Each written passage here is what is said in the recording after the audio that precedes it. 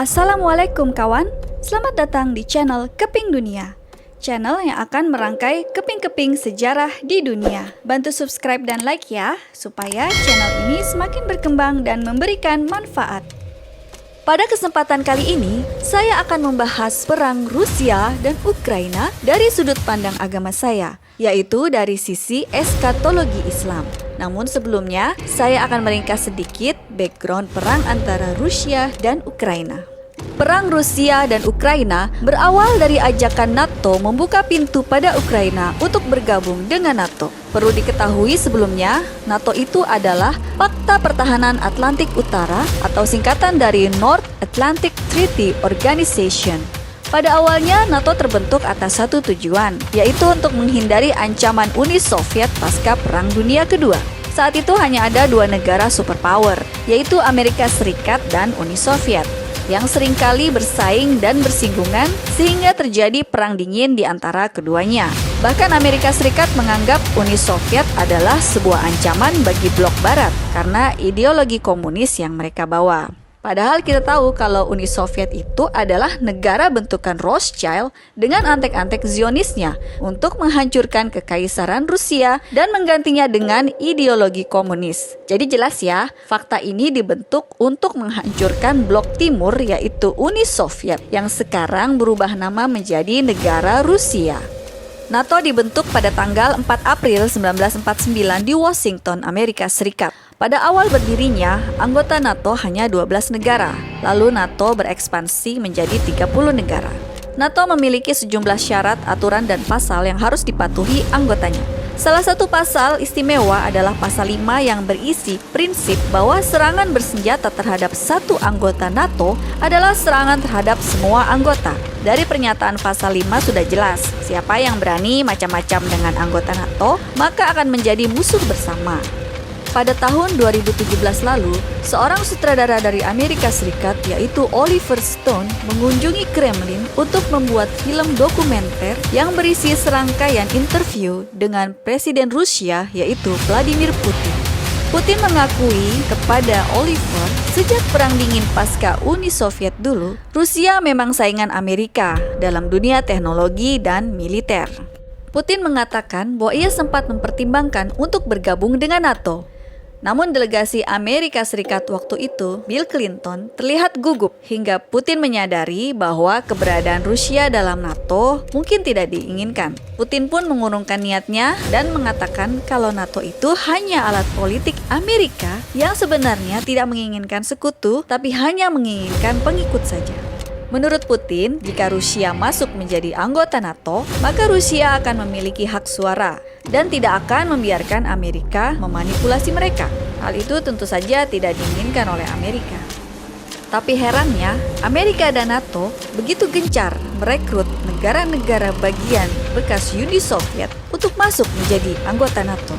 Jadi dasar invasi Rusia ke Ukraina salah satunya adalah ekspansi NATO yang merekrut anggota di negara-negara kawasan timur Eropa dan bekas pecahan Uni Soviet yang pastinya akan mengancam stabilitas keamanan Rusia.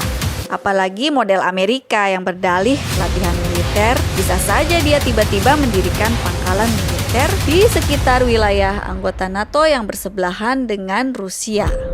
Selain itu, invasi Rusia ke Ukraina juga karena dorongan rakyat Rusia di wilayah Donetsk dan Luhansk yang ingin bergabung dengan Federasi Rusia karena tekanan dari pemerintah Ukraina yang membiarkan resimen Azov menggempur separatis pro-Rusia di Donetsk dan Luhansk. Jadi resimen Azov ini adalah unit militer infanteri sukarelawan sayap kanan yang berideologi neo-Nazi yang telah diperingatkan PBB karena seringnya melanggar hukum humaniter internasional di Ukraina.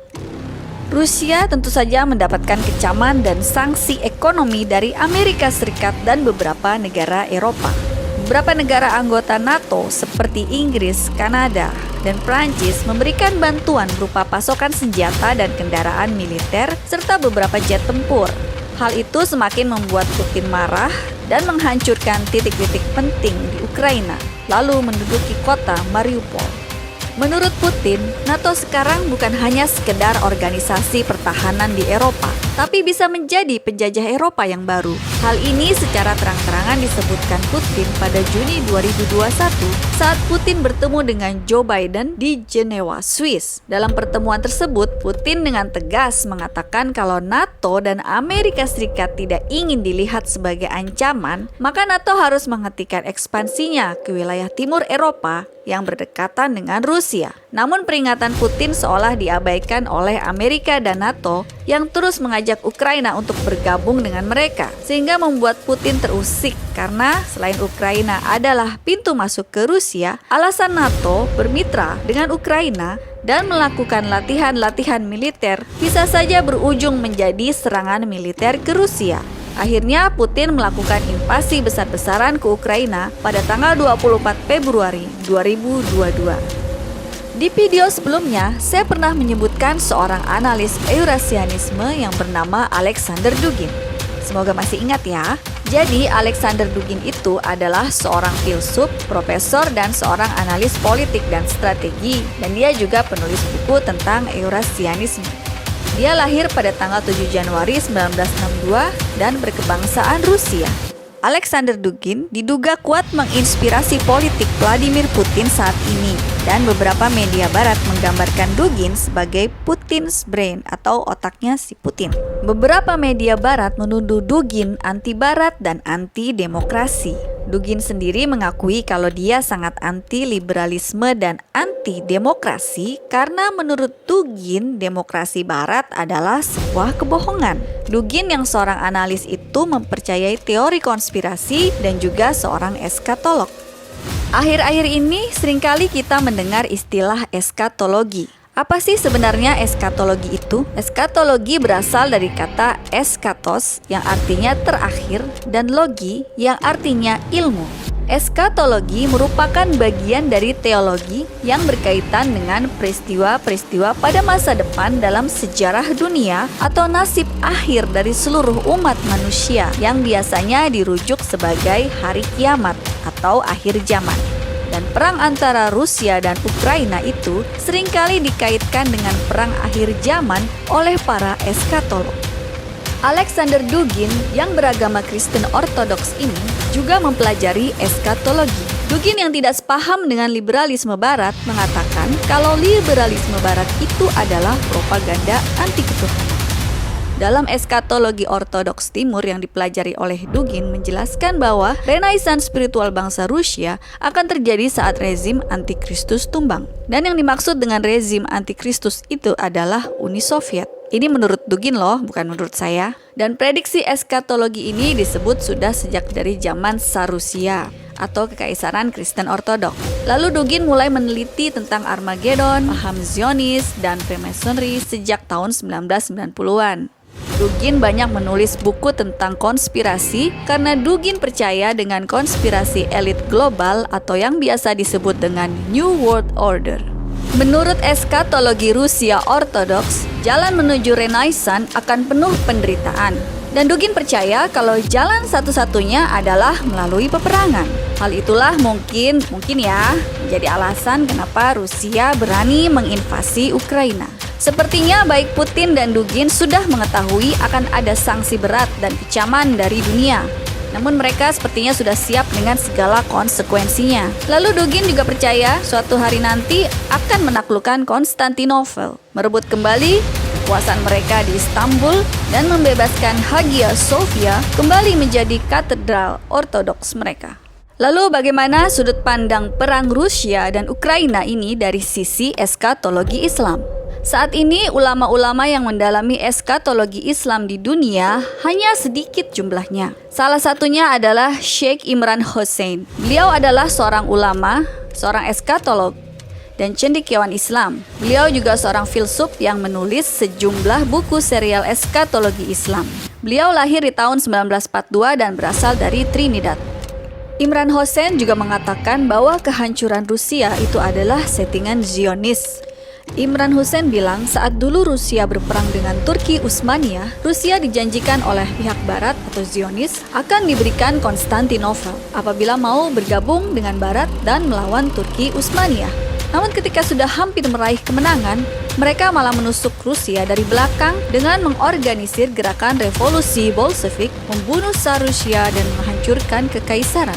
Lalu mereka membawa paham ideologi komunis ke Rusia dan mengganti nama Rusia menjadi Republik Uni Soviet.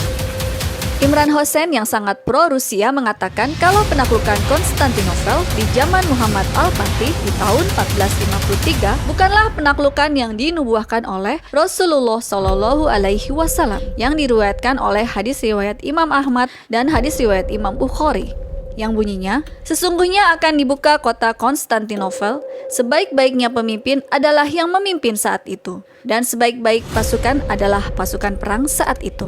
Menurut Imran Hosein, penaklukan Konstantinopel di era Al-Fatih saat itu adalah penaklukan yang dipaksakan.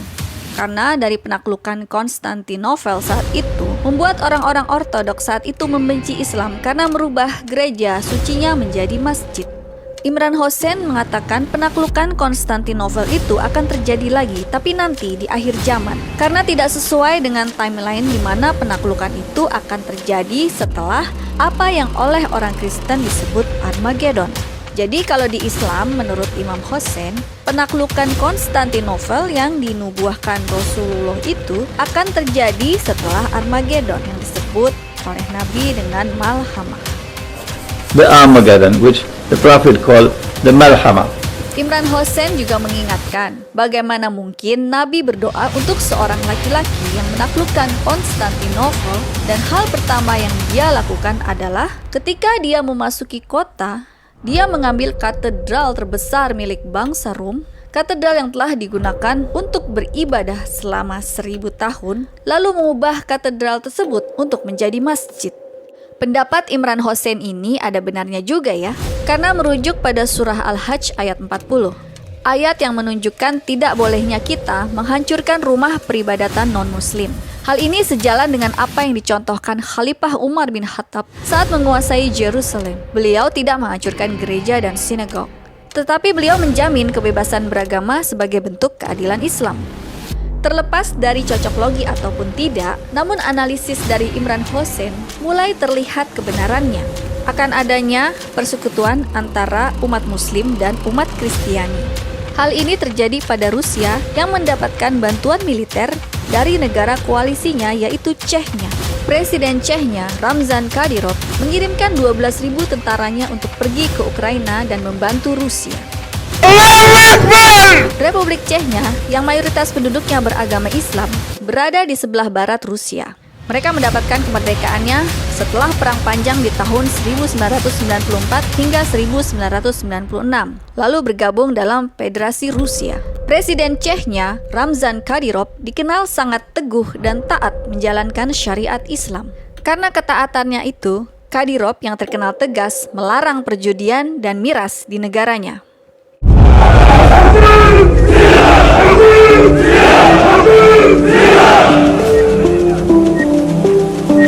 Tidak hanya tegas dan pemberani, Ramzan Kadyrov juga dikenal sebagai penghafal Al-Quran atau hafiz. Banyak sekali keteladanannya yang dapat kita tiru. Seperti contohnya, kebiasaannya dia membaca dan menggumamkan salawat setiap hari, menyuruh pejabat negara dan menteri untuk wajib sholat Isya dan subuh berjamaah di masjid, hingga mendidik anak-anaknya untuk menjadi hafiz Quran. Lalu, Ramzan Kadyrov juga adalah sosok presiden yang sangat cinta pada ulama dan habaib. Seluruh dunia mengecam invasi Rusia ke Ukraina.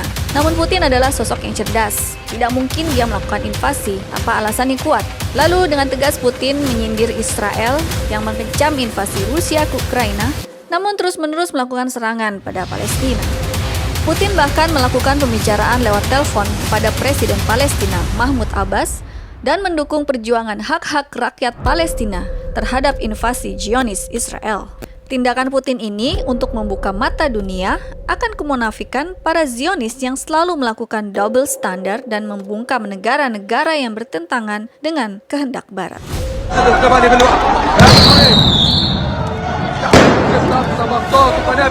Terima kasih sudah menonton video Keping Dunia, dan mohon maaf sebesar-besarnya jika ada kesalahan. Jangan lupa tonton video-video Keping Dunia selanjutnya.